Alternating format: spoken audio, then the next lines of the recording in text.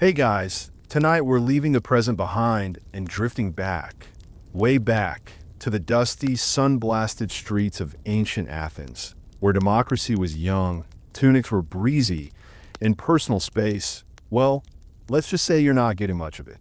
You're about to wake up in a world that smells like goats, sea air, and people who think deodorant is a philosophical concept. Also, you probably wouldn't survive this. Honestly, the sandals alone would take you out. So, before you get comfortable, take a moment to like the video and subscribe, but only if you genuinely enjoy what I do here. Let me know in the comments where you're watching from and what time is over there. I love seeing how far we travel together. Now, dim the lights, maybe turn on a fan for that soft background hum, and let's ease into tonight's journey together.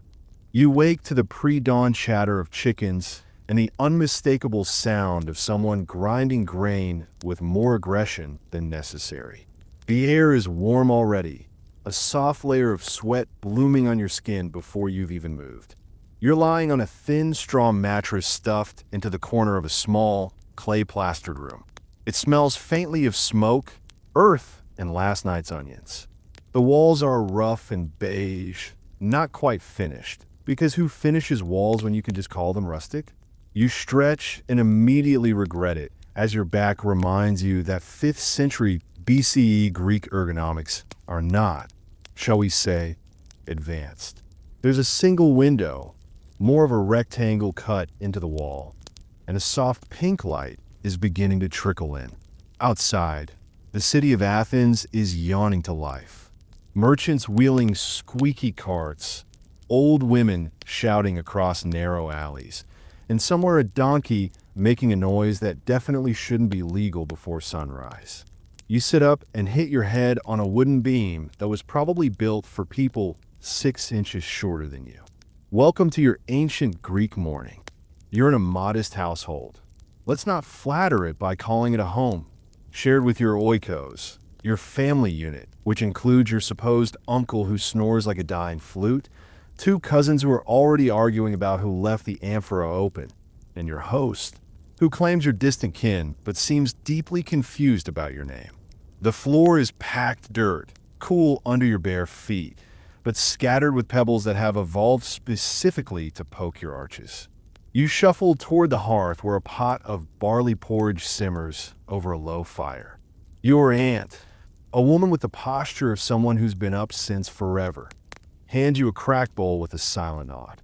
No sugar, no honey, no cinnamon. Just warm, beige sadness. You eat in silence while flies perform synchronized dances near your face. Breakfast is not a time for joy here. It's a functional act, like greasing a wheel or burying your hopes. The room begins to buzz with activity.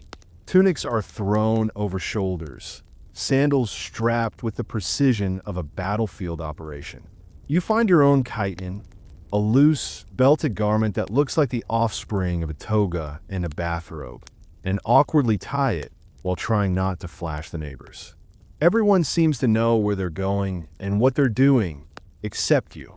The household's patriarch, a gruff man with permanent frown lines and questionable teeth, mumbles something about going to the Agora. You're told to come along. You've heard of the Agora. It's the central square where Athenians do everything. Politics, shopping, arguing, losing sandals. You step outside and the sun stabs your eyes with no remorse.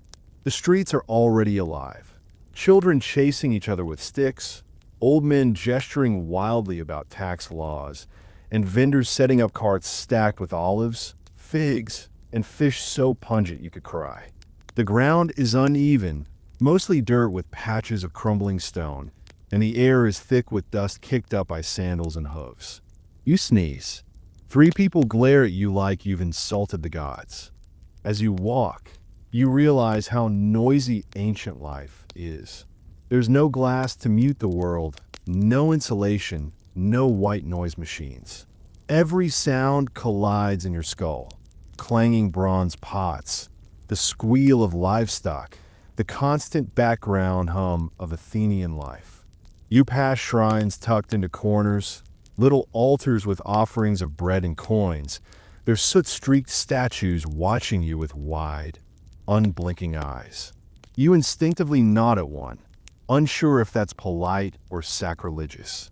A stray dog trots by, tail wagging lazily, and you're briefly comforted until you realize it's got a chicken foot in its mouth. Everything here is a little wild, a little unpredictable, and very, very alive. By now, your feet hurt. Your borrowed sandals, crafted from the thinnest cowhide imaginable, offer roughly the same support as a wet napkin. You try to keep pace with your group, but they walk with that particular Greek swagger that suggests they've debated Socrates and won. A young man passing by smirks at you. "Nice belt," he says in Greek. You think it was sarcastic. It probably was. Ancient Athens is not the welcoming cradle of civilization you were promised in your 6th grade history class. It's loud, complicated, sweaty, and aggressively proud of itself. And you're the soft one, the outsider, the person who doesn't know how to pronounce Cleos properly and thinks a symposium involves appetizers. Still, the city has its charms. From the crest of the street, you glimpse the Acropolis rising in the distance, sunlight catching the white marble of the Parthenon like a beacon. It's majestic, perched high like a goddess watching over her flawed little humans. It's the kind of view that makes you forget, just briefly, that your left sandal is already disintegrating. But not for long, because now you're being herded toward the market stalls, past a man loudly reciting Homer to no one in particular, and a woman selling perfume that smells vaguely like crushed basil and ambition. You overhear 2 older citizens debating a new law, each quoting some philosopher you've never read, and you realize something. These people don't just talk a lot, they argue for sport. It's not enough to say your opinion. You must chant it, preferably with flair and obscure references. You try to nod along, hoping no one asks your thoughts on the Delian League because your only answer is, it sounds like a band. Eventually, the group stops for a brief rest. A stone bench offers minimal relief, but you take it. An old man next to you offers a wrinkled fig from his pocket, and you accept it, unsure if it's food or a social test. It's both. You chew politely. It tastes like sugar and dust. He begins to talk about the Persian Wars, and though his breath smells like dried anchovies, his eyes gleam with pride. He's missing a tooth, but gains 10 points in enthusiasm. "We held them a marathon," he says. "I was there." He probably wasn't, but you smile anyway and nod, because sometimes myth and memory are the same thing here. And who are you to argue? You're still trying to figure out how to walk without stubbing your toes on a sacred stone. Historians still wonder what daily life truly felt like for the average Athenian. How much was ritual, how much was routine, and how much was just enduring the chaos with a straight face and a strong drink. There are records, of course, temple lists, tax logs, broken pottery, but no one wrote down how often people stubbed their toes or how long it took to find a decent piece of bread that wasn't already hosting a small ecosystem. But you're living it now, or trying to, and already you miss cushions. You miss shampoo. You miss coffee. The morning isn't even over yet, and Athens has served up sweat, confusion, and a lecture about citizenship that went right over your head. Still, as you stand and follow your makeshift family deeper into the marble-covered maze of the city, a small part of you can't help but admire it. The ambition, the sheer vibrancy of this place, the way everyone moves like they belong to something bigger. You don't belong. Not really, but you're here. And that counts for something, even if it's just blisters. You haven't even fully digested your meager barley porridge when it begins. Judgment, subtle at first, then blooming into full-on public spectacle. The kind that only ancient Greeks and reality TV contestants seemed capable of delivering. You're standing barefoot in the dusty courtyard, a chipped cup of watered-down wine in one hand, the other still busy rubbing sleep out of your eyes when someone, Probably that neighbor with the one eyebrow and a voice like crushed gravel. Lets out a low, theatrical boom. You turn. He's staring directly at your sandals. The same ones that were kindly lent to you this morning by a cousin who's definitely trying to sabotage your image. They're slightly too small, tied in a way that implies you've never met leather before, and make a soft squeak with every step like a mouse losing a tiny argument. In Athens, this is the equivalent of showing up to a wedding wearing socks with a toga. You catch a few muttered comments. Barbarian? Spartan? Symposia reject? And one woman who simply clutches her child closer as if sandal failure is contagious. You attempt to lean casually against the courtyard wall, but it's sun-baked and rough, so you yelp and quickly try to play it off like you're stretching. They are not impressed. Breakfast, or what passes for it, is still happening, though it's more about ceremony than satisfaction. You nibble on a crust of yesterday's bread, which might actually be from the day before yesterday, judging by how it's trying to cut the roof of your mouth like a tiny edible knife. There are a few olives in a cracked bowl, glistening darkly like they know they're the best thing here and will not apologize for it. Someone offers you a chunk of goat cheese, pungent and slightly angry smelling, but you accept it anyway, because rejecting food in ancient Greece is a social sin roughly equivalent to slapping Zeus in the face. You chew quietly as a rooster hops by with the confidence of someone who's just won a street fight. There's no milk, it's for babies, obviously, and certainly no eggs, not for commoners like you. You sip the diluted wine again, the taste somewhere between vinegar and sad grapes. A breeze finally picks up, carrying the smell of roasted garlic, nearby livestock, and something suspiciously close to sewage. You breathe through your mouth. The family around you chats and gossips in between bites. They speak quickly, peppering their conversation with references to gods, crops, debts, and that one merchant who probably cheats on weights. You try to keep up, nodding whenever it feels appropriate. But the language, while technically Greek, has enough local idioms to make it feel like a crossword puzzle you didn't study for. Your attempt to chime in with a timid calamera earns you an encouraging glance from the youngest cousin and a full-body eye roll from the oldest one, who mutters something about dumb islanders. You decide to retreat into quiet chewing. It's safer there. And then, as you shift your weight on the gravelly floor, someone comments on your feet, loudly. Something about them being suspiciously clean for someone who claims to be from around here. You realize you're being examined like a slab of meat at the Agora, only less charitably. In ancient Athens, personal grooming is a weird flex. Cleanliness isn't universal, but how you clean yourself is absolutely a conversation starter.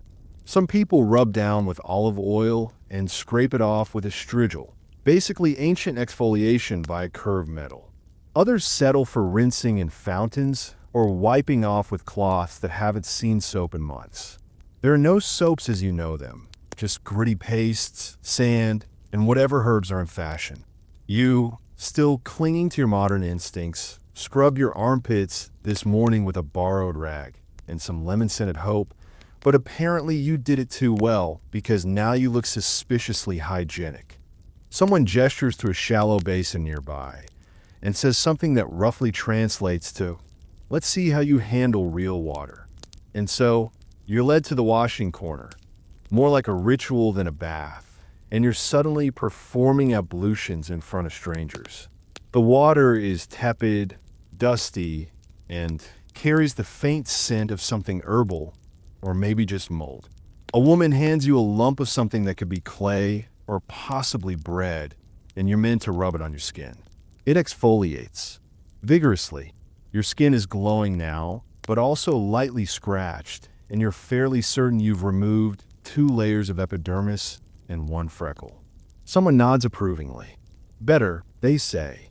You don't know if it refers to your appearance or your humility, but either way, you've passed round 1. Hygiene, you quickly learn, is both performative and personal in ancient Greece. Athenians may not bathe every day, but when they do, it's a social event, a mix of modesty and exhibitionism, where you're meant to appear clean without seeming vain. The irony is that everything smells anyway. The streets, the people, the food, even the temples. Perfumed oils help a little, but mostly people just get used to it.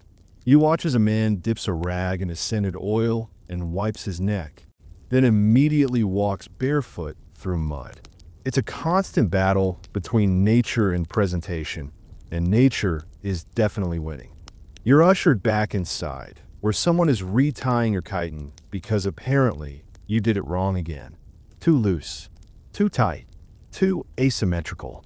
Are you trying to seduce Hestia? Someone asks with a laugh. You try to smile, but you're pretty sure your belt knot is now a community art project. There's an unspoken rule here. Everyone's watching, always. Posture matters. Speech matters. Cleanliness kind of matters. But most importantly, your ability to laugh at yourself and not take offense when you're called a sweaty cabbage, that's survival. You're beginning to see how ancient life isn't just about existing. It's about performing competence, or at least the illusion of it. The illusion is the part you're still working on. While finishing your sag grape wine, someone mentions that the Olympic Games are happening soon. There's excitement in the air. Stories about past champions who ran naked across marble courtyards, covered in olive oil, cheered on by throngs of admirers. You try to picture yourself in that role, then immediately unpicture it before your ego combusts. One fact floats to mind. In those days, athletes competed completely nude, not just for tradition, but to show off physical perfection, believed to be a sign of divine favor. You, with your uneven tan and vaguely panicked posture, would not have impressed the gods. You ask whether women are allowed to watch the games. A few people snort. Only the priestess of Demeter, someone mutters, and only because she's too old to cause trouble. You raise your eyebrows, but don't push. You're already on thin sandal straps here. Historians still wonder what grooming really meant to the average Athenian. Was it truly about hygiene, or status, or both? Some suggest that cleanliness in public was a way of separating civilized men from the so-called barbarians, reinforcing an image of Greek superiority. But others argue that people just didn't want to reek during long philosophical debates. The truth probably lies somewhere in between, part performance, part practicality, all under the judgmental gaze of society and, theoretically, the gods. You suspect the gods have bigger things to worry about than your scabby elbow, but still, you dab at it with a damn cloth just in case. Eventually, the household begins to move again. The courtyard clears as people head off to their morning routines. Work, prayer, gossip, goat herding. You're left alone for a moment with the rooster, who's now perched on a broken amphora like it's a throne. He blinks at you, unimpressed. You take a final sip of wine, stretch your aching legs, and prepare to follow the others into the dusty maze of Athens. Your skin is raw from cleaning, your sandals are still the subject of low-level ridicule, and your stomach is suspiciously hollow. But hey, you've survived breakfast, barefoot and brutally judged. Yes, but also a little wiser, and a little smoother thanks to that aggressive exfoliating lump. Maybe tomorrow, you'll win a nod of approval before someone questions your belt. Maybe. The moment you step into the Agora, Athens' bustling heart and social tornado, you're immediately struck by the sheer chaos of it all. A vibrant, cacophonous stew of voices, smells, arguments, sandals, and olives, with no obvious separation between where the politics end and the grocery shopping begins. The sun is already blazing down like Apollo personally turned up the thermostat, and the dust kicks up around your ankles as if the earth itself wants to get involved in the discussion. You're barely awake, still tasting the remnants of dry cheese and watered wine, when someone grabs your arm, possibly your supposed cousin or a neighbor you haven't really worked out who's who yet, and drags you into the crowd. The Agora is not just a marketplace. It's the living, slightly wheezing lungs of Athens, exhaling news, scandal, legal cases, loaves of bread, philosophical manifestos, pickpockets, and people who cannot stop gesturing wildly with their hands. Merchants shout prices over each other. Goats bleat as they're herded in for sale or sacrifice. And there's a man in the corner dramatically reenacting a battle from memory with more sound effects than accuracy. You're barely 3 steps in when someone tries to sell you an amphora with a chipped handle, swearing by Demeter herself that it was once used by Pericles. Spoiler, it wasn't. You shake your head and try to blend in, but there's a problem. You don't look like you belong here. People can smell it. Not just your slightly fresher than average armpits, still a scandal, but your posture, your hesitation, the way you keep blinking at the sheer volume of everything. A grizzled old man selling bronze trinkets narrows his eyes at you and mutters the Greek equivalent of, "Where's this one from?" You suddenly remember you don't technically speak fluent ancient Greek. You know enough to follow the gist of things, enough to get by, but your accent is slightly off and your vocabulary is limited. So when someone tosses a question your way, something about what you think of the latest legal reforms concerning land ownership, you nod, say, "Very good olives," and quickly pretend to be fascinated by a nearby fishmonger. You're not convincing anyone. The Athenian Agora is many things, but forgiving of foreigners? Not exactly. You're surrounded by men who grew up debating Socratic riddles over breakfast and can quote Heraclitus between bites of figure. You, meanwhile, are struggling to recall whether or not Pythagoras was the triangle guy or the bean-hating one. Spoiler again, he's both. Still, there's beauty buried in the bedlam. The stalls are chaotic but colorful, overflowing with fruits you vaguely recognize and others that look like they might bite back. Pottery is stacked in towers that defy logic and gravity. Olive oil, the liquid gold of the civilization, is everywhere, stored in jars as tall as your chest, glistening in bowls next to bread samples, rubbed into skin, poured over vegetables, and sold with the same reverence as holy water. A vendor calls to you, waving a jug. You shake your head, but he insists you taste. Before you can protest, he dips a chunk of bread and presses it into your palm.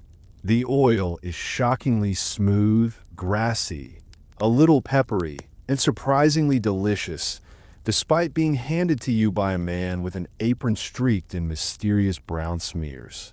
You nod politely, offer a clumsy charis, and back away before he can upsell you into buying a year's supply.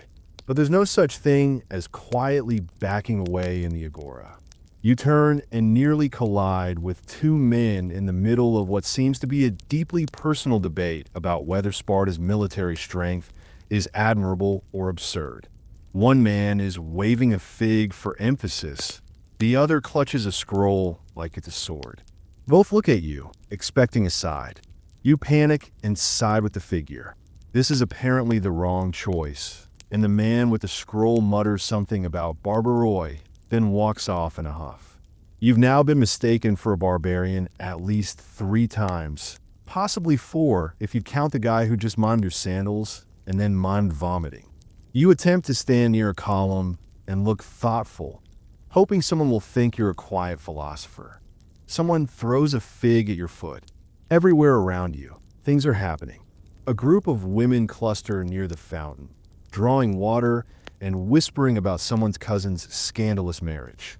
Children weave between legs, chasing each other with alarming speed and complete disregard for human shins. You see a group of slaves unloading pottery, sweat pouring down their backs, ignored by the crowd unless something breaks.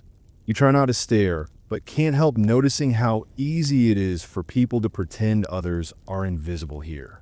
Then, a robed man with a calm expression and an olive wreath tucked behind his ear begins to speak at the edge of the square. His voice rises above the noise, not by volume, but through rhythm and authority. People begin to gather. He's discussing virtue, the soul, the idea of justice. Phrases that echo across centuries and probably still won't help you find a bathroom. You try to follow along.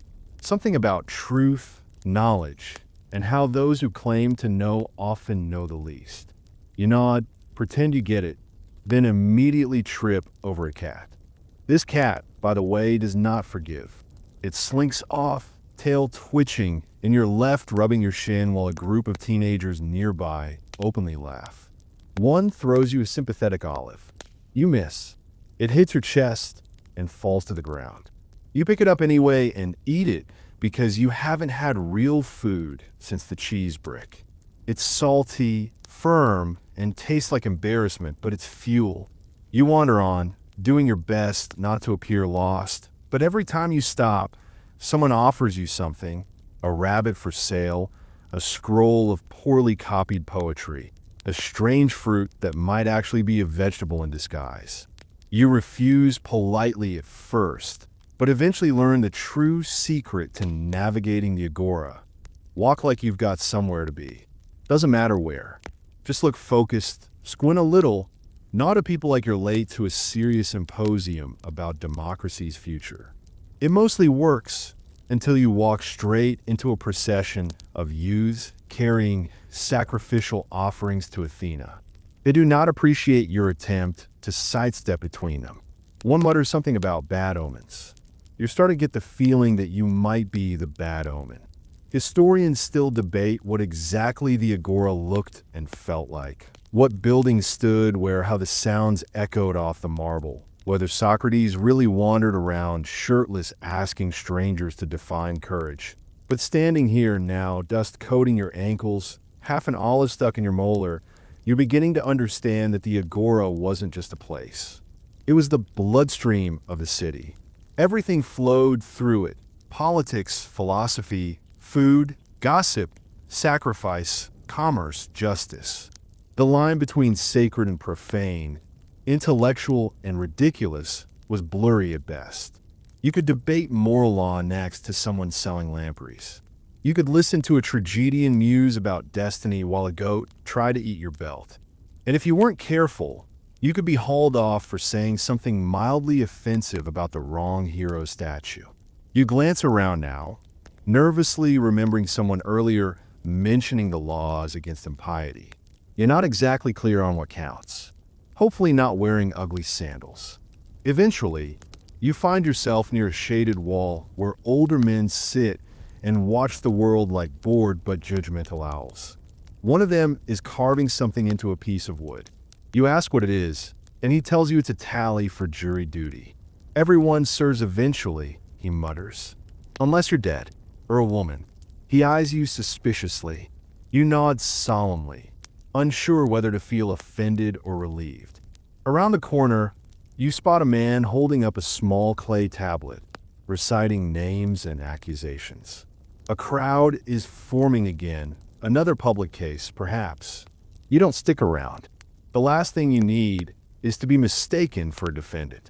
Again, by now, your eyes are dry from dust, your brain overloaded with secondhand philosophy, and your stomach making noises that sound like they belong in a myth. You pass a stall selling honey cakes and consider investing, but you're not sure if you have currency or if that rock someone gave you earlier counts as legal tender. A child tugs on your tunic and offers you a date for one of your sandals. You don't make the trade, but it's tempting. Somewhere behind you, someone shouts about a thief. Somewhere ahead, a flute begins to play, sweet and shrill. You take a deep breath, regret it instantly due to a passing fish cart, and then keep walking, slightly hunched, mildly sunburned, but somehow still afloat in the Agora's strange, noisy current. You've been in Athens for less than a full day, and already you've committed the unspeakable ancient faux pas of existing without the proper credentials, which in this case means not being a citizen, and unfortunately, everyone knows it. It's not like you were trying to announce it, but there's something about the way you stand, or maybe the fact that you ask too many polite questions, that has tipped off the locals. Because here in Athens, citizenship isn't just a legal detail. It's a full-blown identity, the social version of being part of a highly selective club that not only checks your birth certificate, but also wants to see your father's name, your grandfather's property deeds, and proof that you didn't emerge from a foreign womb somewhere across the Aegean. You start to notice how people talk around you, with that distinctively pointed warmth reserved for tourists who overstay their welcome. There's a tension in the air when you join conversations, the kind that doesn't need words to remind you that you're just here on borrowed space and borrowed time. Someone at a fig stall tells a joke about medics, the resident foreigners, and the punchline involves sheep and taxes. You laugh nervously. They don't. You try to play it cool, blend in, not like you understand when someone references Cleisthenes' reforms or the latest speech in the assembly, but it doesn't help. Because you've got the unmistakable vibe of someone who doesn't vote, doesn't serve in the military, doesn't hold office, and can't even legally own a patch of land to grow your own sad olives. You're a walking, breathing non-entity in the eyes of Athenian democracy, and they don't sugarcoat it. In fact, someone casually explains it to you over lunch like it's just an interesting quirk. Oh, you can't vote? Yes, that's normal. You don't belong here. More cheese. You take the cheese. It helps. The truth stings more because of how passionately they talk about their democracy, as if it's a gleaming ideal everyone should aspire to, except, of course, the majority of people actually living in the city. The citizens themselves make up maybe 10 to 15% of the population, but that doesn't stop them from speaking with the self-assured confidence of people who think fairness has already been invented and perfected. You, meanwhile, are a medic at best. If they're feeling generous, and your status is like an invisible but very loud bell tied around your neck. Even slaves get more predictability out of life. Sure, they can't do anything, but at least everyone knows it. You're in that awkward limbo where you can pay taxes, be conscripted, and haul water, but you still have to stand at the edge of the Knicks during assembly meetings like a rejected extra in the grand play of democracy.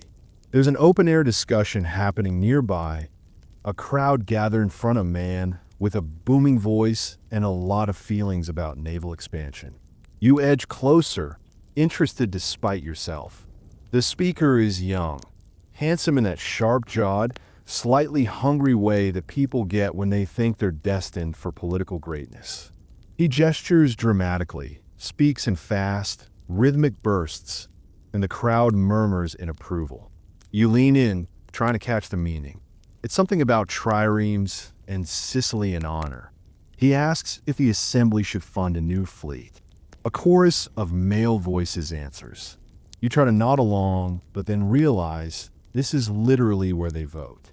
Not symbolically. Right now, real decisions are being made about ships, wars, taxes, and territorial control, and you're just here, watching. You may as well be a pigeon. Less, even because at least pigeons can interrupt the meeting without getting shushed. You feel someone's eyes on you and look up to see a white-haired man staring with barely concealed amusement. Not voting, he asks. You shake your head. Of course not, he smirks. Wouldn't want just anyone making decisions, would we? You try not to take it personally. After all, it's just a system. You weren't born to an Athenian father. You don't own property. You're not enrolled in a demi, a district that certifies your existence like a bureaucratic birthright. There's no paperwork you can file, no test you can pass, no ceremony to elevate you. Citizenship is blood and legacy, pure and simple. And while the Athenians will preach about equality and freedom until they're hoarse, they'll do so standing on a podium you're never allowed to touch. You consider speaking up, asking a question, maybe even offering an opinion about this whole naval affair. But the look someone gives you from the crowd says don't. Not because you're wrong, but because it doesn't matter. The humiliation continues later that evening, when your cousin, or maybe not your cousin, because the family tree here is more tangled than a goat's beard, mentions a symposium. He says it with a little too much flair, like he's letting you in on an exclusive party. Your ears perk up. You've heard of symposia. Drinking, poetry, debates, music, Basically an ancient TED Talk with more wine and fewer slides. You express interest, try to sound casual. Oh, a symposium? That sounds intriguing. He raises an eyebrow. Well, you can't go, he says. But yes, they are. And that's it. End of discussion. You're not invited. Apparently, symposia are for citizens and citizen-adjacent elite males only. No foreigners, no slaves, and definitely no unvetted nobodies from unknown lineages. Even if you somehow charmed your way past the door, you'd still be marked by your accent, your ignorance of the drinking customs, the fact that you didn't bring your own couch or wine mixing ratio. You'd probably mess up the catabos, some weird game where they flick wine dregs at a target, and be laughed out of the room. More importantly, your ideas, your voice, your very presence would be out of place. Because symposia aren't just parties. They're where the ruling class softens the edges of their egos, where alliances are forged, where ideas are aired in safety among peers. You're not a peer. You're the background noise. And so you stay behind, sitting on a low stool in the courtyard while the eligible men dress in slightly nicer tunics and head off toward wine-soaked philosophy. You're offered leftovers, stale bread, and a few pickled onions, and listen as the women of the household chuckle at the men's posturing. One of them, an older woman with sharp eyes and a wicked grin, whispers, "Those symposium boys think they're the center of the world. Let them." You laugh softly, surprised, grateful. Maybe not all Athenians believe in the hierarchy with religious zeal.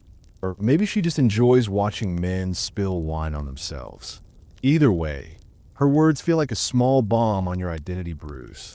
Still, as the night deepens, you can't help imagining what it's like inside those symposium walls. Candlelight flickering across marble, laughter echoing off frescoed ceilings, the sweet and sharp scent of wine mingling with citrus and wood smoke. Men reclining like royalty, trading thoughts on virtue and war, complimenting each other's poetry while subtly competing for dominance. You wonder if they'd even acknowledge you if you wandered in, if they'd mock you, or ignore you, or worse, pretend not to see you. Either way, you're outside the circle, and you always will be. At least here, sitting on a splintery stool under the moon, there's a kind of peace. No pressure to say the right thing. No need to debate which general strategy was more brilliant. Just you, the night air, and the quiet knowledge that while you might not be a citizen, you're still very much alive. Historians still argue over how rigid the citizen system truly was, whether medics could ever influence policy behind the scenes, or if occasional exceptions were made in times of need. There are stories of foreign-born thinkers earning respect, even admiration, but they remain the exception, not the rule. In Athens, citizenship is a sacred boundary, drawn not in ink, but in blood, tradition, and deeply embedded pride. You don't cross it. You don't question it. You just walk beside it, pretending the shadow it casts isn't too cold. And so the night winds on. The city quiets, save for the occasional laughter drifting from symposium windows, the distant clatter of cart, and the whisper of the wind pushing through narrow alleys like a ghost of forgotten voices.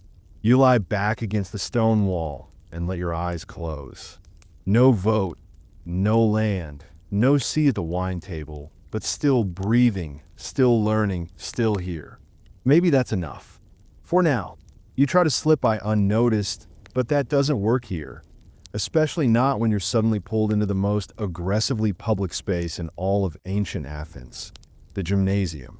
And yes, in case you were wondering, that word does come from the Greek word for naked. That's not just trivia, it's a warning. Before you can mumble any sort of excuse or backpedal toward a shadowy alley, you're being herded in by a wiry man with too much energy and too little clothing. Inside the open-air gymnasium, dust and sunlight swirl together like ancient glitter, coating a crowd of bare, glistening bodies that clearly skipped leg day only if it fell on a festival. The air smells like warm earth, old leather straps, olive oil, and very lived-in humanity. There's shouting, grunting, and the distinct slap of sandals on stone, though most feet are also bare. Some are even bound in leather anklets that you assume are functional, but mostly seem fashionable. A trainer thrusts a long bronze scraper into your hands and barks something about oiling up. Oh, right, the Greeks don't just exercise naked. They oil themselves up before doing it. It's supposed to improve circulation or something, but mostly it turns you into a human breadstick glistening under a sky that's way too sunny for modesty. Your skin is already sticky from the dust, and now it's sticky for other reasons. There are no weights, no treadmills, no upbeat playlists, just ropes, discus throws, some alarming wrestling, and an overall vibe of sweaty philosophy. Speaking of which, over in the shade, a group of men who haven't touched a dumbbell in decades are deep in discussion. One of them strokes his beard and mutters, "Virtue is the health of the soul." Another grunts while doing lunges and says something about moderation, though he's clearly showing off. You try to keep a low profile, which fails immediately when you clumsily drop your scraper into someone's sandal. The man looks down at it like you just insulted his mother and mutters something very unsocratic. There's laughter, always slightly at your expense, as you attempt to participate in something called pancration, a terrifying hybrid of wrestling and boxing with basically no rules. You discover two things. One, your reflexes are terrible, and two, that philosopher over there is definitely side-eyeing you mid-lecture. You try to join the conversation and ask what virtue really is, only to be met with an indulgent smile and a monologue so circular it could have been written by a snake eating its own tail. Virtue is excellence in action, the older man says while someone behind him does squats with a rock, but only if aligned with reason. You nod sagely, hoping no one asks you to define either of those things. A fly lands on your cheek. You let it. It's less awkward than moving. There's a moment where you think you might have finally blended in, until a young man approaches and asks your demos. That's your local citizen tribe, by the way, and you answer with a blank stare. Immediately, the mood shifts. A few heads turn. A man near the sand pit leans in and whispers something. You get the same feeling you had earlier in the Agora, like an olive among grapes, tolerated but not quite included. You try to laugh along with a group chatting about recent events, but your accent gives you away. Again, you're not from here, and they know it. Citizenship here is a tight club, and you're not on a list. Still, someone hands you a water jug and gruffly tells you to stay hydrated or die under the noon sun. It's unclear if this is hospitality or a veiled threat. Either way, you gulp the water and try not to think about how clean the clay cup actually is. Across the courtyard, two men begin arguing about what the ideal human form looks like. Someone gestures vaguely in your direction and says something like, "Well, not that." Laughter again. You awkwardly scrape off sweat and oil with the strigil, trying to remember how exactly you got here. It's surreal, like one part gym class, one part philosophy seminar, and one part lightly judged catwalk.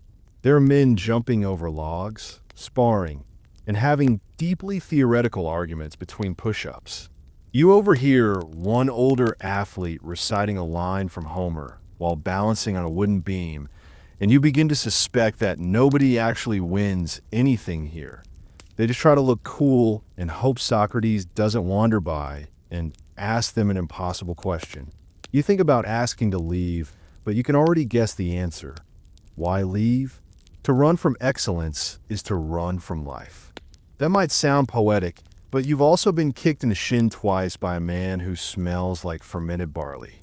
There's a break when a boy brings in a fresh jug of olive oil, which you've now learned is the currency of beauty, health, and maybe even the soul.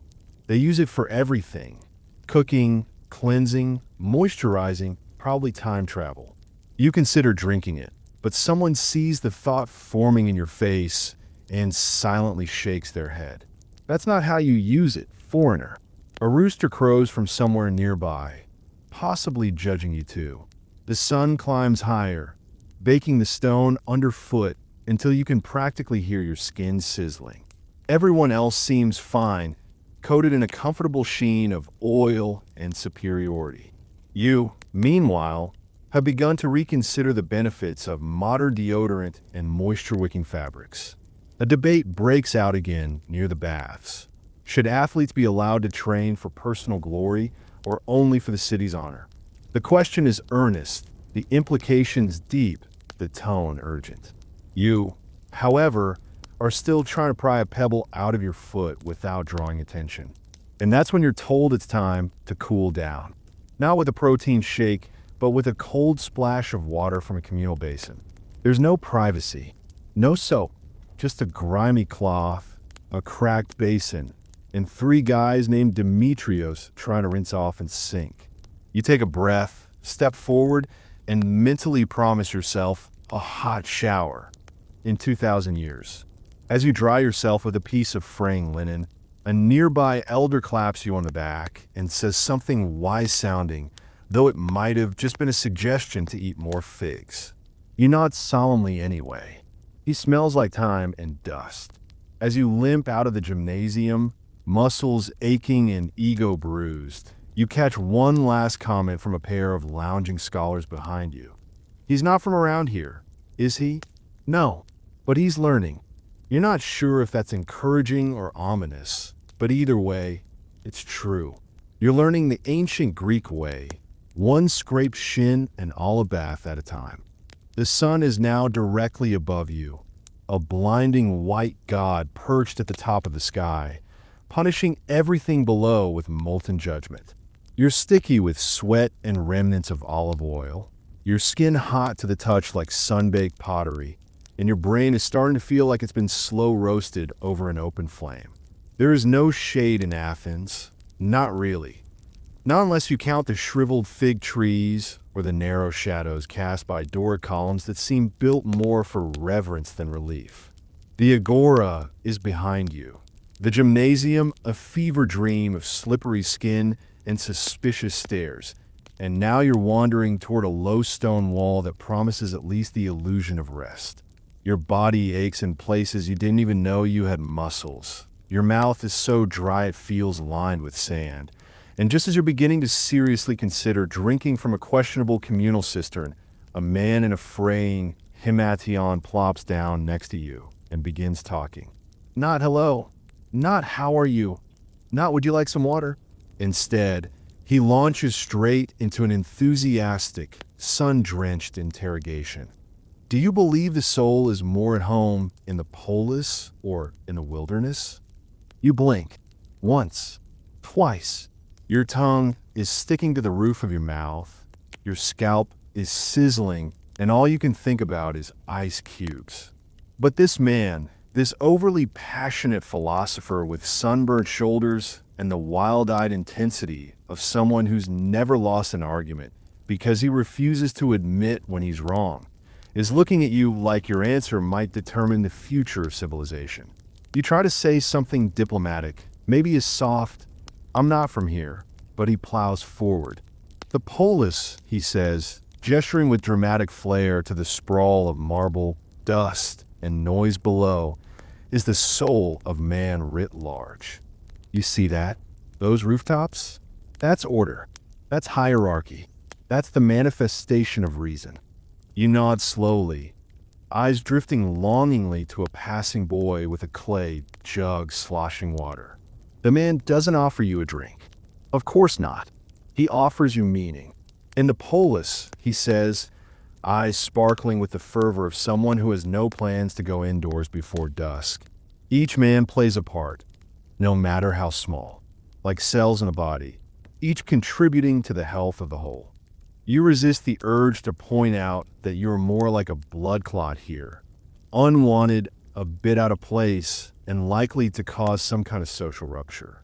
Your tunic is sticking to your back, and you're becoming increasingly aware that everyone nearby seems to be able to handle the heat better than you, probably because they're used to it. Or maybe because they weren't dragged into a philosophical lecture while their body was screaming for electrolytes. You wonder for a brief but vivid second, what would happen if you just stood up and screamed? Nothing aggressive, just a long, loud scream into the sun. Would this man pause? Would anyone even blink?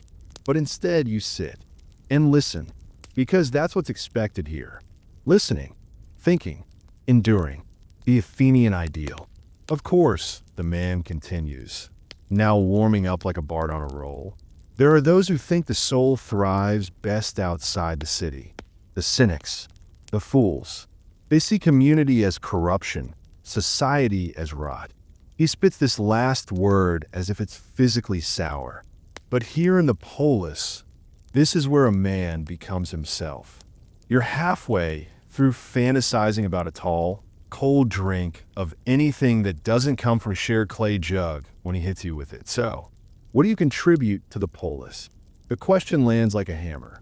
Not just because you have no idea what he wants to hear, but because it exposes everything you've felt since waking up in this place. You contribute nothing. You're not a citizen. You're not a landowner. You're not a philosopher or athlete or soldier or merchant. You're a wanderer, a ghost, a visitor in sandals that squeak too loudly. I don't know, you say, and you mean it. Exactly, he shouts, delighted. That is the first step. Ignorance acknowledged is wisdom in seed form. He pats your shoulder, sweaty, sun-scorched, and startled, and continues. So few people in the polis truly ask themselves, what is my function? What is my purpose? You may not be a citizen by law, but you can be a participant by thought. A man without contribution, he says solemnly, is a man with a soul in exile. You feel like that last part is probably profound, but also like your soul is currently floating above your body, hoping for a breeze. Somewhere nearby, a dog barks and a child cries, and a chorus of haggling voices rises from the market stalls or the olives are definitely overpriced. The world keeps spinning, loud and hot and confusing, and you're left clutching your knees in the midday blaze, trying to figure out if you're having a heat stroke or a philosophical awakening. The man is still talking, something about civic duty, the sacred fire of Athena, and the ideal balance of logos and pathos, but your mind drifts.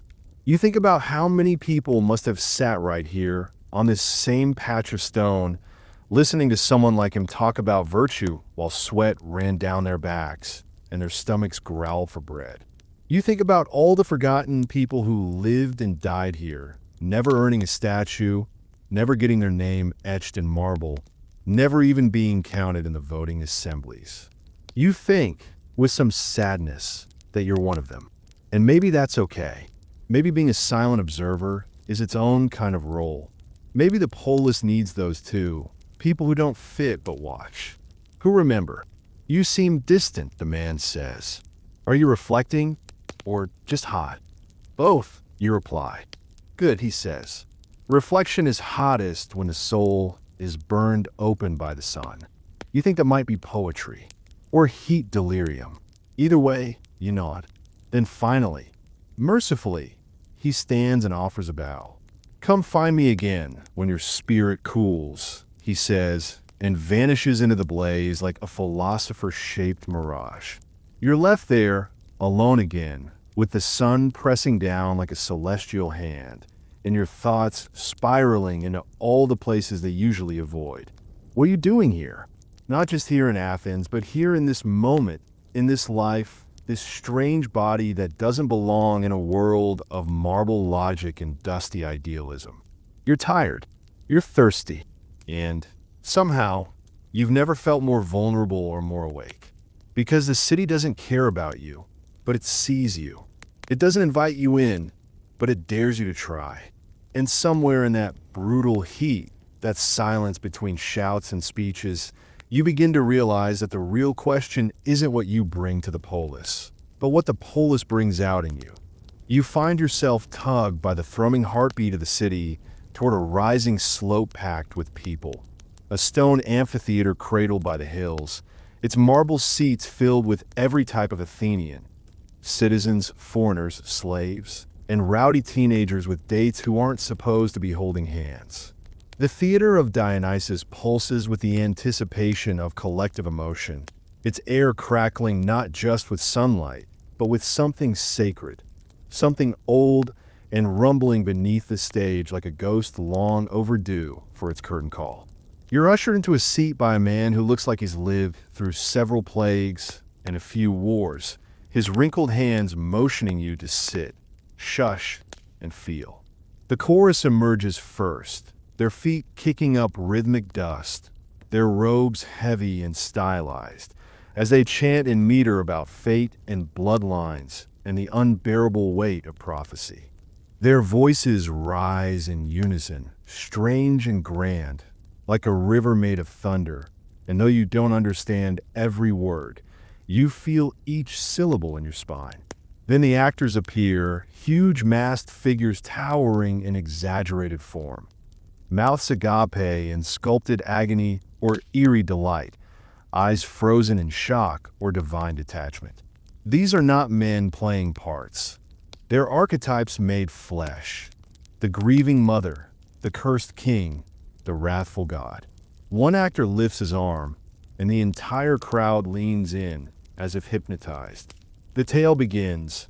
A man who unknowingly murders his father, marries his mother, and stares down the abyss of his own identity.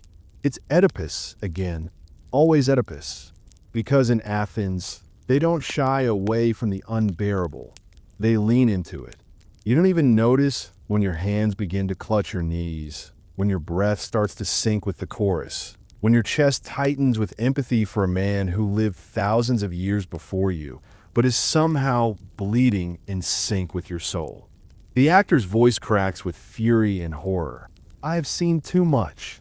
And even though the sun is blinding above the open-air stage, you feel cloaked in darkness. The masks may be fixed, their expressions permanent, but the emotion is raw and undammed. There's no room for subtlety here. Every sorrow is screamed into the sky, every shame painted in words large enough to echo through eternity.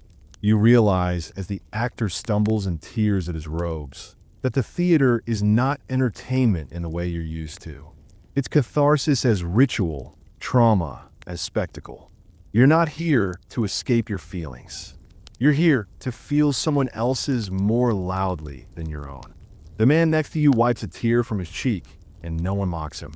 No one tells him to toughen up or keep it together. Grief here is not a private wound. It is a civic experience. This is how Athens processes the unprocessable. Not with therapists or self-help books, but with blood-smeared actors howling about gods and mistakes and things that cannot be undone. The plot spirals into despair, the chorus shrieking warnings no one heeds. And then, suddenly, silence. The kind of silence that lands like an anvil.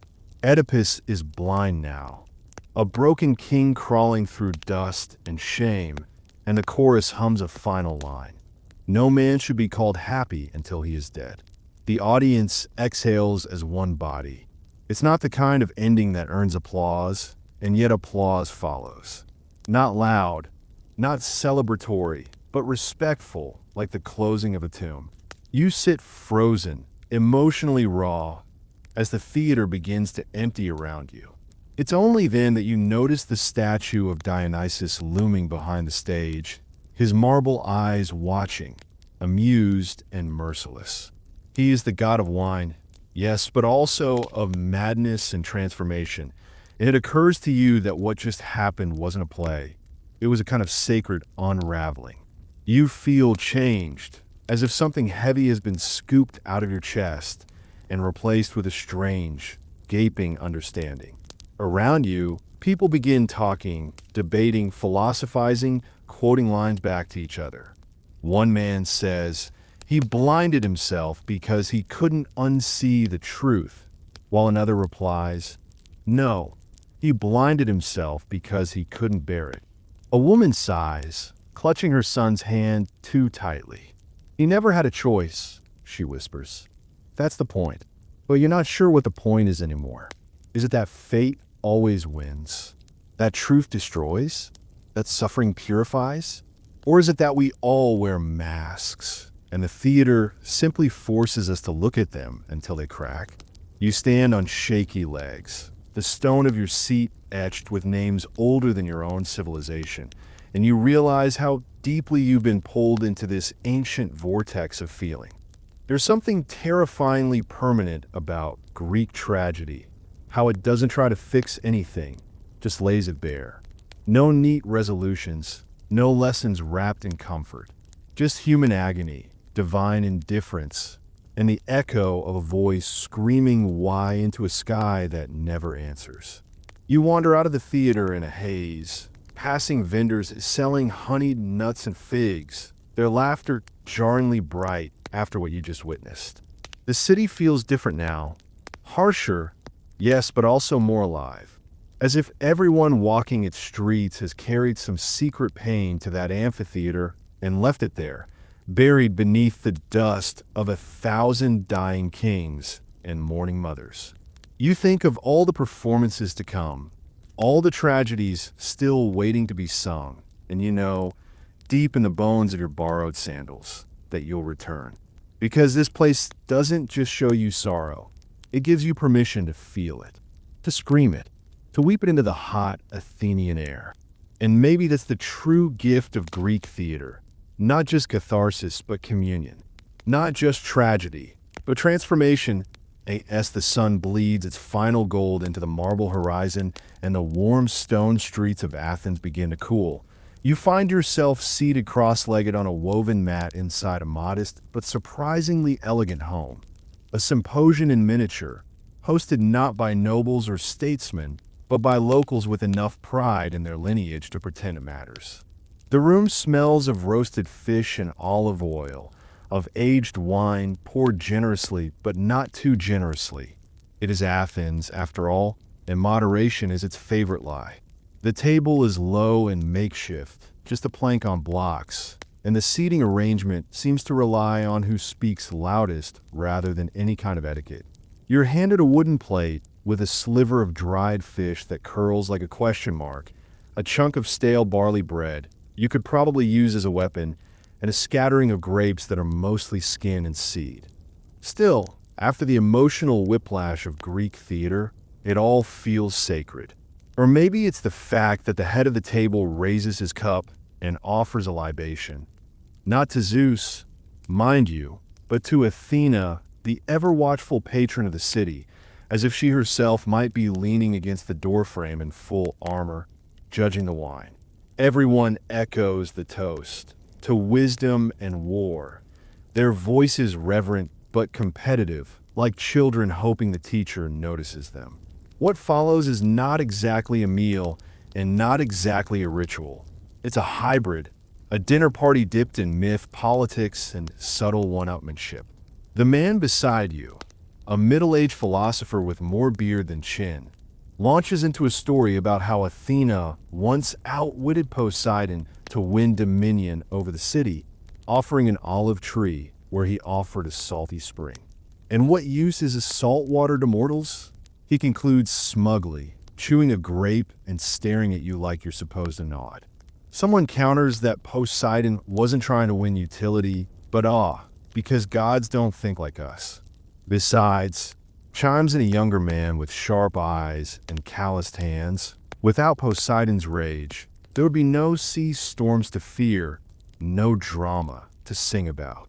The debate spins faster than the wine can be poured. Suddenly you're caught in a verbal whirlpool where every guest is both drunk and deadly serious. A woman across the table, one of the few allowed at this gathering due to her position as a poet, slams her goblet on the table and begins reciting lines from the Iliad, not just for flair, but as evidence in her argument that mortals should fear favor from the gods more than wrath. Favor, she hisses, is fleeting. Wrath, at least, is honest. You take a bite of your bread, which feels more like biting into a philosophical dilemma than food. A few people laugh at the poet's passion or your facial expression, You're not sure. As the meal progresses, conversation shifts from gods to mortals, to the semi-gods in between. Heroes. Someone argues that Theseus was Athens' greatest son, not just for slaying the Minotaur, but for unifying the Attic tribes. Another calls him a butcher and a liar. One woman, slightly tipsy and definitely bored of the usual myths, offers a story she claims her grandmother told her about a minor sea god who fell in love with a mortal boy and turned himself into a dolphin to swim alongside him every morning. The tale is met with laughter, but also respect. Myths don't have to be canonical to be real. All stories are true, she says, flicking a grape stem off her plate. Even the ones we forget. It strikes you, then, how much of this dinner is performative? How much is storytelling layered on top of hunger, competition folded into communion? No one here is trying to eat well. They're trying to matter. Every story is a challenge. My myth is wilder than yours. My interpretation deeper, my memory sharper. Even the toast to Athena now feels like a provocation. Who knows her best? Who flatters her most? Who's earned her silent nod from Olympus? The wine is watered down, but it still blurs the lines between boasting and belief. Eventually someone offers a toast to Dionysus, god of wine and madness, and for a moment, the room shifts. The mood loosens. Voices rise louder. Someone sings badly. A young man climbs atop a stool to mimic Hermes delivering a message to Hades and trips, landing in a pile of cloaks and laughter. Someone jokes that Apollo should bless his coordination, and that sparks another tangent about oracles, sun gods, and the madness of prophecy. You ever visit Delphi? Someone slurs, pointing their cup at you. You shake your head. Then how do you know you're not already fulfilling one? He laughs. And the table laughs too, but your stomach curls. Because here, even a joke can feel like a divine hint. You excuse yourself briefly and step outside. The Athenian night is quieter now. Moonlight brushing the worn rooftops and casting a pale glow on the scattered olives and laurel trees. You can hear echoes of the dinner still, snatches of myths mid-recital, a clatter of amphory, a bawdy joke invoking Hera. You look up at the stars and wonder how many of these stories were whispered beneath the same constellations. Inside, the gathering continues, and as you re-enter, someone pulls you down beside them, still in the middle of an argument about whether Prometheus deserved eternal punishment. He gave us fire, someone says. He gave us rebellion, says another. He gave us hope, says a quiet voice in the corner. And for the first time, no one responds. For a breathless moment, the room is still. You chew another bite of stale bread. It tastes like dust and wisdom. Then the moment breaks. The philosopher beside you starts quoting Hesiod, and the spell dissolves into another wine-soaked brawl of words.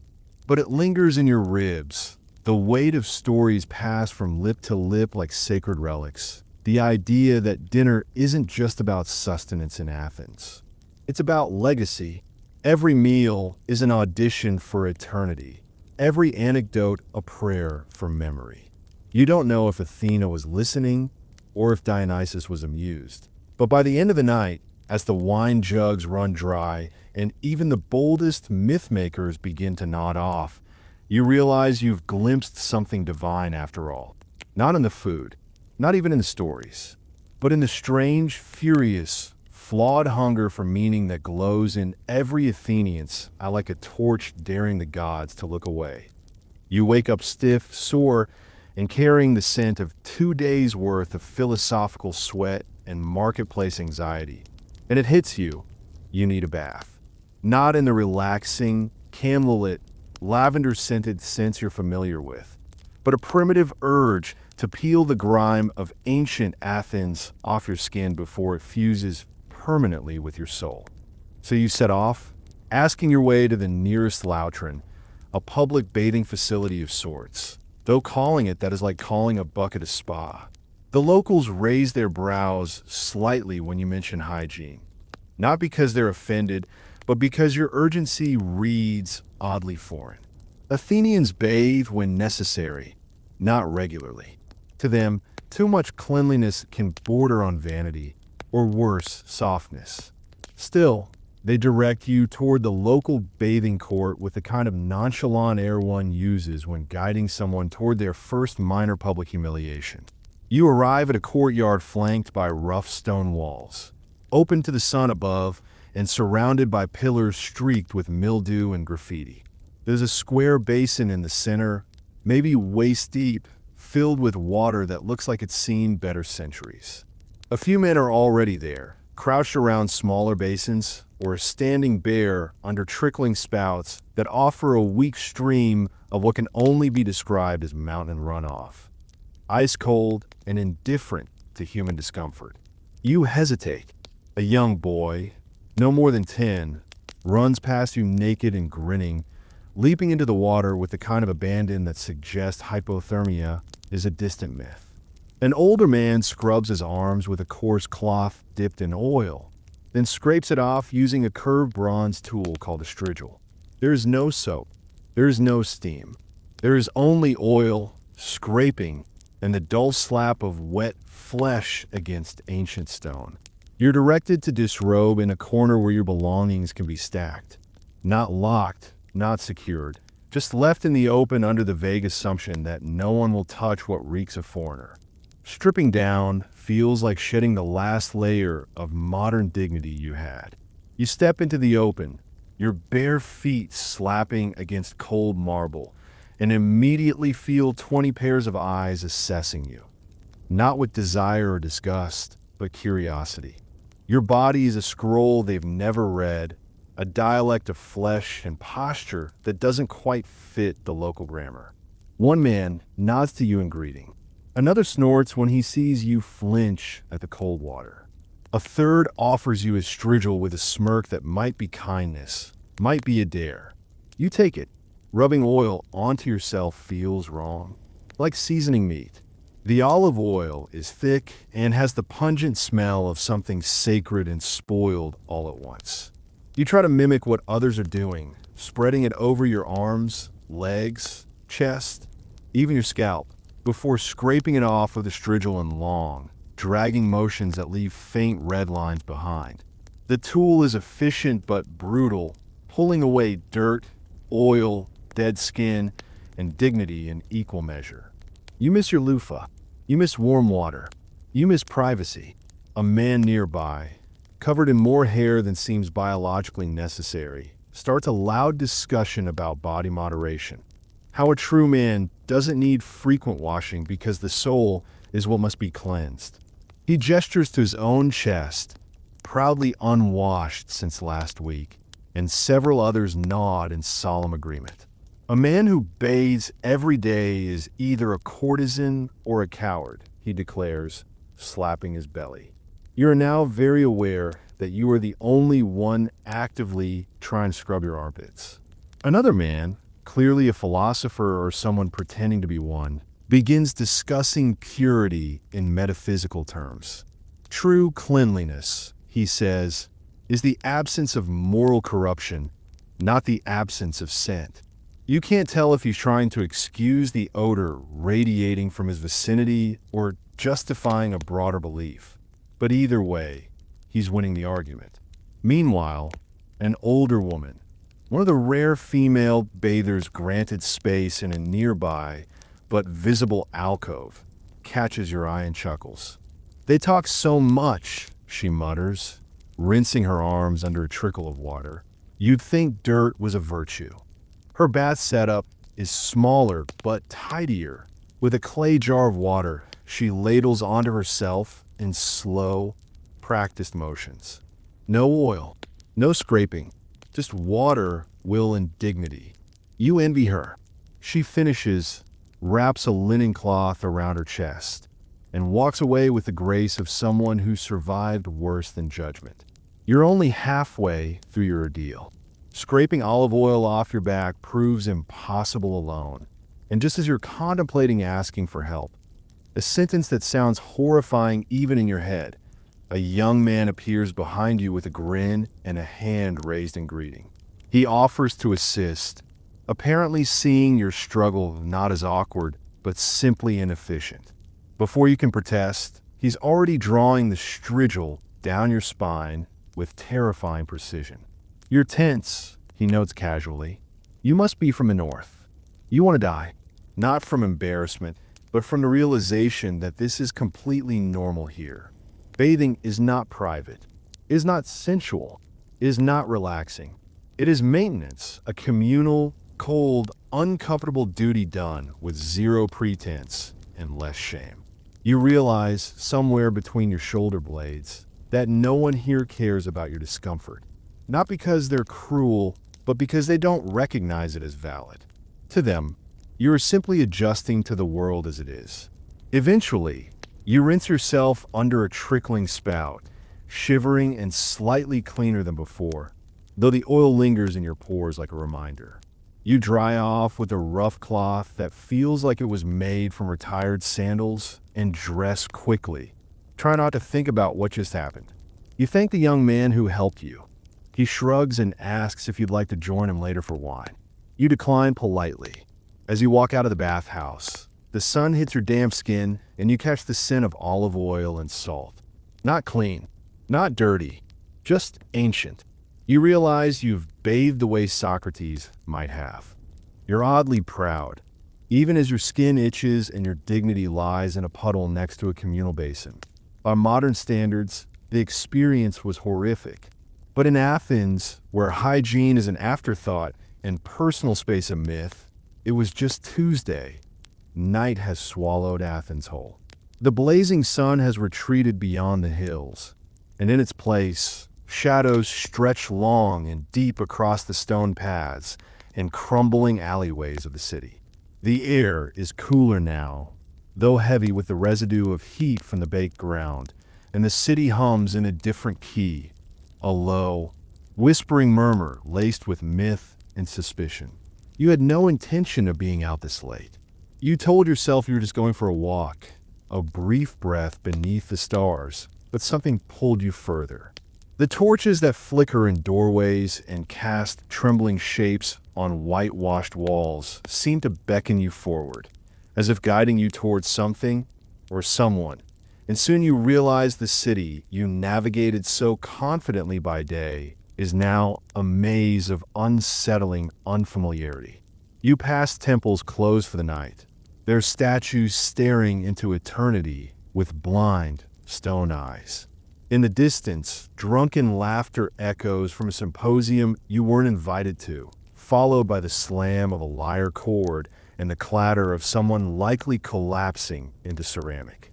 The scent of roasted lamb and spent incense mixes with something earthier, burned oil, overripe fruit, human sweat, and you feel Athens pulsing with a kind of nocturnal heartbeat.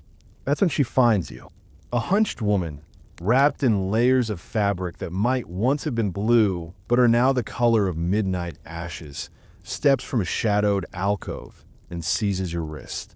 Her fingers are shockingly cold, and her nails are long, chipped, and yellowed like ancient parchment.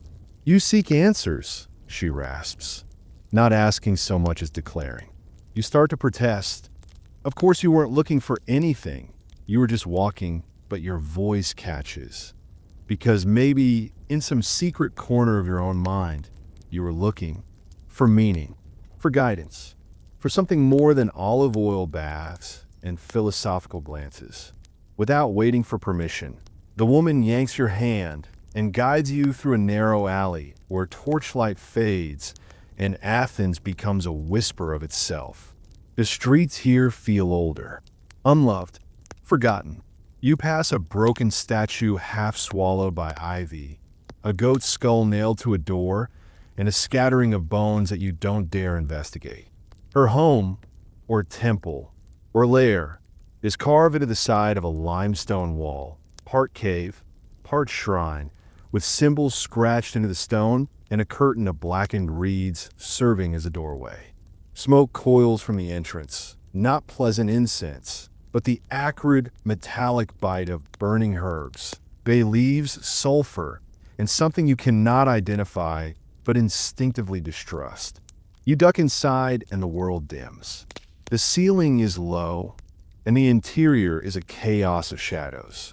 Every surface is covered in bowls filled with ash, feathers, strange rocks, and cloudy liquids that reflect your face in twisted ways. A large cracked pot in the center emits a slow, thick plume of smoke that crawls up your nose and drags itself into your lungs. You feel lightheaded, dizzy. The woman circles you, muttering in a tongue that might be Greek, might be madness, and suddenly throws a handful of powder into the fire. It flares green. That's when you notice her eyes, one cloudy and milky white, the other sharp and bright and very much alive. She calls herself Cassandra, though you suspect that's not her real name. Maybe no one knows her real name anymore. You're not from here, she says, and it's not an accusation. It's a warning. She takes your hands, palms up, and traces the lines with a finger that feels like bark. Her lips move in silent incantation before she jerks her head back and inhales sharply, as if your fate has shocked her. You walk two worlds, she hisses. One foot in the now, one in the never was. You're not sure what to say. Is this a performance? A hallucination? But her words snake into your ears and lodge themselves in the soft meat of your brain. She reaches behind her and pulls out a bowl of black liquid, thick, tar-like, reflective, and instructs you to look. You lean over it. At first, there's nothing. Then, flashes. A burning ship, a lion eating its own cub, a mast cracked in half. Yourself, standing in a desert that feels like the inside of your own heart. That is your path, she says cryptically, as if that explains anything. You ask what it means, what you're supposed to do, and she gives you a look that could rot figs. Meaning is for the lazy, she spits. Truth comes in pieces. You don't get to know until you stop needing to. She reaches into a jar and removes a wriggling thing, some kind of lizard or frog or night-spawn horror, and drops into the fire. The flames hiss. You try not to vomit. Ask your question, she says. You freeze. You hadn't planned on asking anything, but the smoke, the shadows, the pulse of this strange place, it pushes something out of you. Something about belonging, or destiny, or what the hell you're even doing here. You barely finish forming the thought when she interrupts. You are a visitor. You were never meant to stay, but you must carry this place with you. She coughs violently, spits into the fire, and the flames briefly take the shape of a snake devouring its tail. Athens will infect you, she continues, voice suddenly brittle, as though aging with every syllable. Its questions will never leave. Not in sleep, not in silence. You try to respond, but your tongue feels numb. The room tilts. You don't remember sitting down, but now you're on the floor, staring up at her from a world slightly off axis. She leans close, her breath thick with anise and smoke and something like wet soil. Do not return to this place, she whispers. Not in body, not in dream. It will cost you too much. Then she rises, and with a sudden sweep of her arm, she extinguishes the fire. The room plunges into darkness. You stumble out, the cold air of the night cutting through your smoke-drenched skin. Athens outside is somehow quieter, like even the city knows you've come too close to something not meant for tourists. The stars overhead look sharper now, hungrier. You walk, dazed, back through the labyrinth of alleys, unsure if you're walking away from something or carrying it with you. A dog howls in the distance. Somewhere, a lyre plays a sorrowful note. You realize you've been marked, not physically, but psychically, mythically, and in a city built on stories and blood and riddles. That kind of marking never fades. You try to shake off the feeling. You tell yourself it was all theatrics, smoke, and superstition. But as you pass a marble column under the moonlight, you catch your reflection in its polished surface. And for a split second, You don't recognize your own eyes. The IT begins with drums. Distant, primal, and pulsing like the heartbeat of something older than civilization itself. At first, you think it's thunder, maybe the reverberation of carts rumbling over cobblestones. But no, these are ritualistic, deliberate beats, growing louder and faster as you wander the edges of the Agora. You've heard whispers all day, something about a festival, something sacred, something secret. No one quite explains what it's for or what you should do, only that you'll know when it's time. That ominous vagueness now chases you through the city as the sun bleeds into the horizon and a feverish energy creeps into the streets. You try asking a local merchant what's happening, but he only smirks and says, "The gods are coming," before pulling a goat skull over his head and disappearing into a crowd of equally masked figures.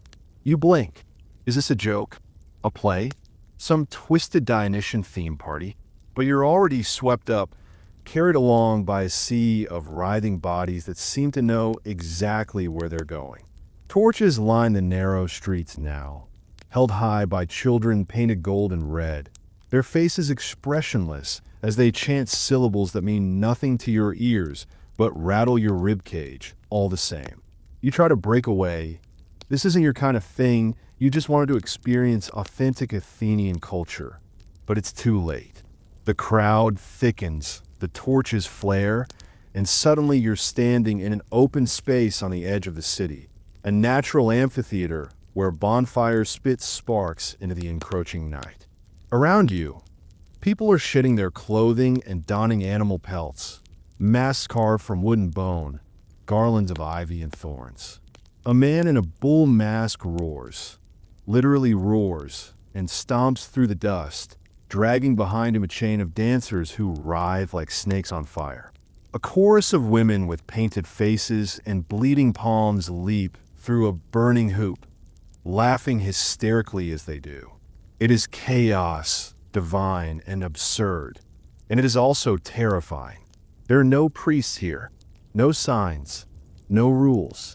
This is religion in its rawest, wildest form, ecstatic and incomprehensible. Someone pushes a goblet of wine into your hands. It smells like vinegar and herbs and something darker. You take a sip and instantly feel your limbs tingle, your heartbeat echo in your ears. The drums intensify. A figure in a towering headdress of feathers and bones begins to chant, a deep, guttural hum that reverberates in your sternum. The crowd hushes. You can't tell if this is the start of a story, a spell, or both. The chant shifts into a high-pitched keening, joined by others, forming a haunting chorus that seems to stretch the very air around you. Then come the fires, dozens of them, ignited in a circle, casting dancing shadows that seem to move with a mind of their own. Figures leap through the flames, each one performing a kind of ritualistic mime, a death, a birth, a hunt, a seduction. You recognize nothing, and yet everything feels familiar in a way that pricks at your subconscious, like ancestral memories stirred awake. A woman grabs your hand, her eyes wild with reverence, and she drags you into the circle. You try to protest, but the wine has softened your resistance, and her grip is stronger than you expect. You stumble forward and find yourself face to face with a goat-headed dancer who screams in your face before collapsing at your feet. The crowd erupts into cheers. You have no idea what just happened, but apparently you've passed some kind of test. Someone drapes a garland over your shoulders. A man with blood-painted lips whispers, "You are now between the worlds," and vanishes into smoke. You're shoved toward a shrine, if you can call it that. A crude altar made of twisted vines and animal bones, atop which sits a blackened statue of something neither human nor beast. Offerings are being thrown at its feet: bread, flowers, chunks of meat, locks of hair, tears. A child approaches the altar with a bird in their hands, chanting in a sing-song voice. The bird is released, and it flies straight into the fire. No one flinches. A collective sigh escapes the crowd, as if something sacred has been completed. You're sweating now, not just from the heat of the flames, but from the intensity of it all. Your head spins. This isn't just celebration, it's transformation. You realize this might be one of the ancient mystery cult festivals. Perhaps Eleusinian, perhaps Orphic, or something forgotten by historians and feared by modern minds. Nothing is written down. No one explains. That's the point. Understanding is not given here. It's torn from you in fragments, buried in sensation, in emotion, in shared breath and sacred disorientation. The night deepens. The dances grow wilder. Ecstasy takes many forms. Some weeping, some screaming, some lying still in the dirt and twitching like they've been touched by the divine. You see a man crawl toward the flames and speak in tongues. You see a woman painted entirely in white sit in the firelight and pull an egg from her mouth. A masked elder pours water onto the earth, then drinks the muddy runoff while the crowd hums low and mournful. The ritual turns inward, darker. The torches now cast longer shadows, and the wine turns bitter. A silence falls. One by one, participants kneel in the dust, forming a spiral around the central flame. You find yourself doing the same, unable to resist the pull of it. In the silence, a voice rises, a disembodied, genderless voice, reciting a story older than language. It speaks of the gods before the gods, of titans and chaos, of the darkness that gave birth to all things. It speaks of the time when humans still remembered the language of the trees and the dreams of stones. You're crying. You didn't notice it first, but the tears are hot and real, and they streak your face as the voice drones on. You feel cracked open, vulnerable, raw, and in that brokenness, something stirs, a flicker of awe, of connection, of terror laced with wonder. You don't belong here, but you are here, and the festival doesn't care if you understand. It only demands that you witness. And so you do. For hours you watch, you feel, you dissolve. Time becomes meaningless.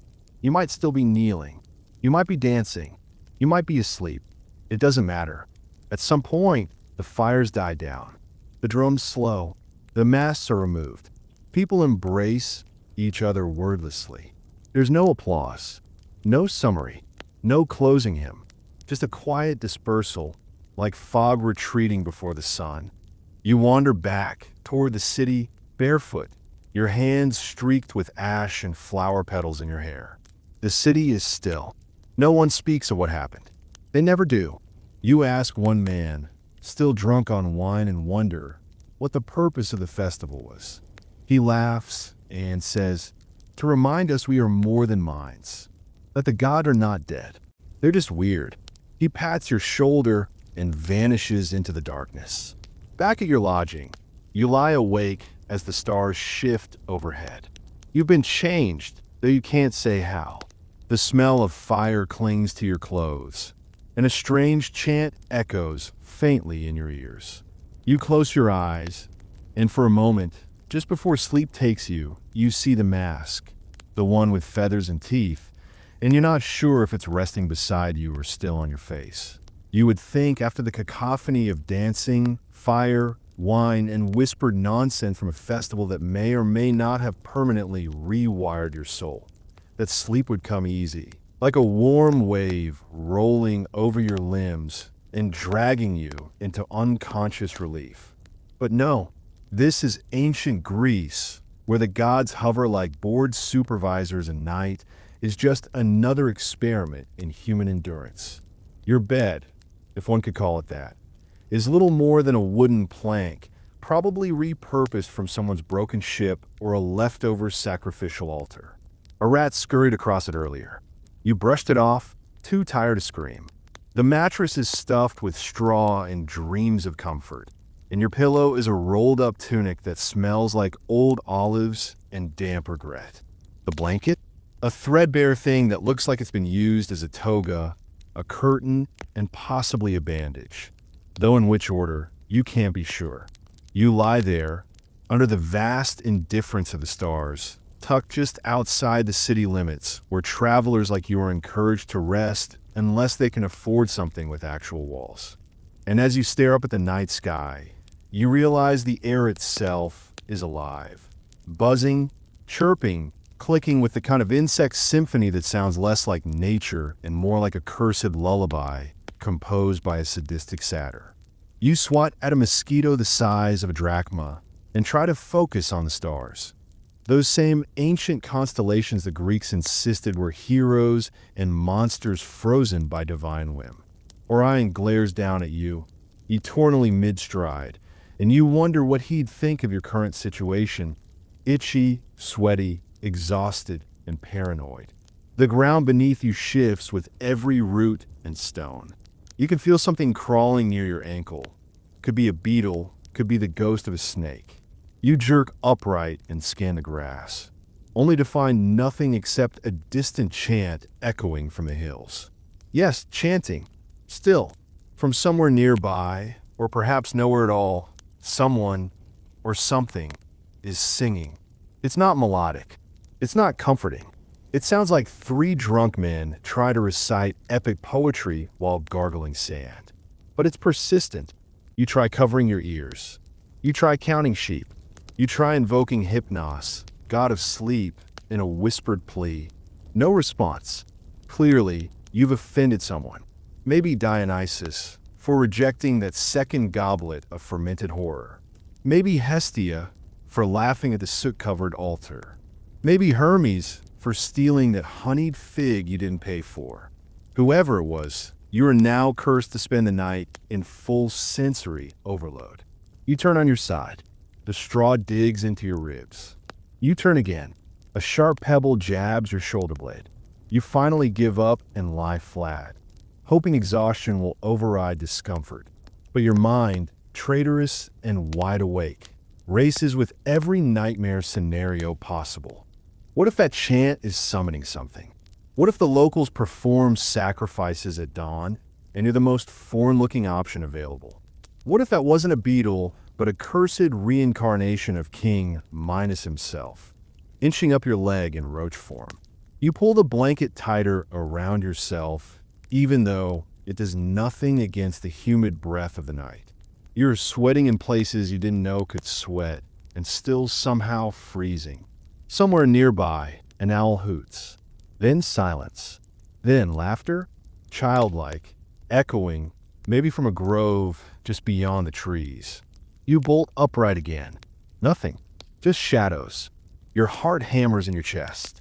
You tell yourself it's the wine. It has to be. You lie back down. The stars haven't moved. Time, it seems, is standing still just to spite you.